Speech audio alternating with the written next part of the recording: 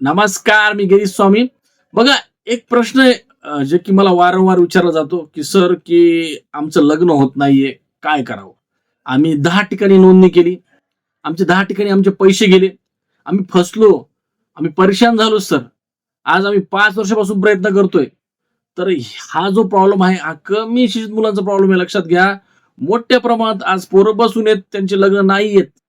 मग आता अशा सिच्युएशनमध्ये करायचं काय? स्थळ मिळत नाहीत, तर स्थळ का मिळत नाहीत ह्याचा पण तुम्ही विचार करा, की बाबा तुमचं शिक्षण कमी आहे, वय झालंय आणि अशी जी स्थळं असतात ती समाजामध्ये कमी असतात आणि ह्याच्यावर जे काम करणारे जे विवाह संस्था आहेत त्या पण कमीच आहेत. लक्षात ठेवा. इथं ह्याच्यावर कोणीच काम करत नाही. लक्षात ठेवा. मग करतोय कोण? बघा, तुम्हाला माहिती आहे, की आपलं जे केंद्र आहे, हे गेली 8 वर्षापासून अशा कमी शिक्षित वधूवरांसाठी काम करत आलेलं केंद्र आहे. लक्षात ठेवा. बरं, तुम्हाला स्थळ का मिळत नाही? कारण तुम्हाला प्रॉपर गायडन्स मिळत नाही, खात्रीशीर विवाह केंद्र मिळत नाही, त्यामुळे तुमचं लग्न जमत नाही. ह्याचं सोपं उत्तर आहे. मग आता करायचं काय? तर मला तुम्हाला एकच म्हणायचंय, जर तुम्ही केंद्रामध्ये आतापर्यंत कधीच कॉल केला नसेल तर कॉल करा. जर किंवा तुम्हाला पहिल्यांदाच या युट्यूब चॅनल जर पाहत असाल तर आधी या केंद्राची संपूर्ण माहिती ऑनलाईन जे काही सोशल मीडिया प्लॅटफॉर्म आहेत त्याच्यावर जा. आपल्या केंद्राविषयी आधी जाणून घ्या, माहिती करून घ्या आणि नंतर वाटल्यास तुम्ही कॉल करू शकता. काहीच गडबड नाहीये. लक्षात घ्या.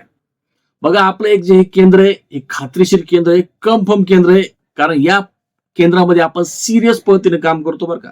इथं कुठलाही टाइमपास चालत नाही आणि या ठिकाणी कुठलीही फसवणूक नाहीये. हे महत्वाचं आहे. तुम्हाला या गोष्टी लक्षात घ्यायच्यात. त्यामुळे जर तुम्ही खरंच लग्नाबाबतीत जर सिरियस असाल तरच कॉल करा, नाहीतर अन्यथा करू नका. हे लक्षात ठेवा. आणि आपलं जे केंद्र आहे टोटल 22 जातीमध्ये काम करतंय. मेन म्हणजे हिंदू, बुद्धिस्ट, जैन आणि आंतरजाती अशा आपण 4 कॅटेगरीमध्ये काम करतोय मोठ्या प्रमाणात. हे लक्षात घ्यायचंय. आणि आपली जी नाव नोंदणी आपण घेतो तर संपूर्ण महाराष्ट्रातून घेतो. हे लक्षात घ्या.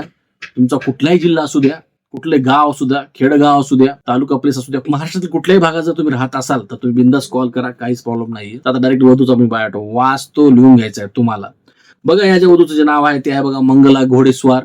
जन्मतारीख 28/1/1975 आहे. म्हणजे वयस्कर वधू आहेत. जात बौद्ध आहे. उंची 5 फूट 3 इंच आहे. वैवाहिक स्थिती जर बघितली तर या वधू सध्या विधू आहेत, पण यांना अपत्य नाही. बघा, यांचं शिक्षण MA झालंय आणि B.Lipp सुद्धा झालंय. म्हणजे उच्च शिक्षित वधू आहेत. पण त्यांच्या अपेक्षा आधी नक्की पहा, नंतरच निर्णय घ्या.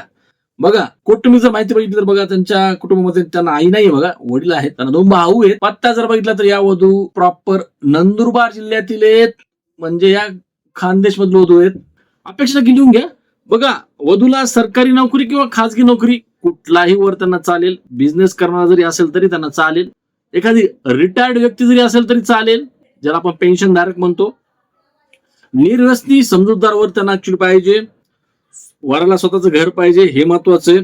जातीची आणि शिक्षणाची अट नाही या ठिकाणी, हे महत्वाचं आहे. आणि खानदेश किंवा पश्चिम महाराष्ट्रातील स्थळ असेल तर त्यांनी त्याला प्राधान्य दिलेलं आहे. तर या झाल्या वधूच्या अपेक्षा आणि जर संपूर्ण वधूची माहिती आवडली असेल तर तुम्हाला माहिती काय करायचं, व्हिडिओ लाईक करा, शेअर करा आणि चॅनल आपण सबस्क्राईब करायला विसरू नका. खूप महत्वाचं चॅनल आहे. ठीक आहे. तर आजच्या या व्हिडिओ मध्ये थांबतो. भेटतो तुम्हाला मी अशाच एका नवीन व्हिडिओ मध्ये परत एका नवीन मटासह. तोपर्यंत धन्यवाद.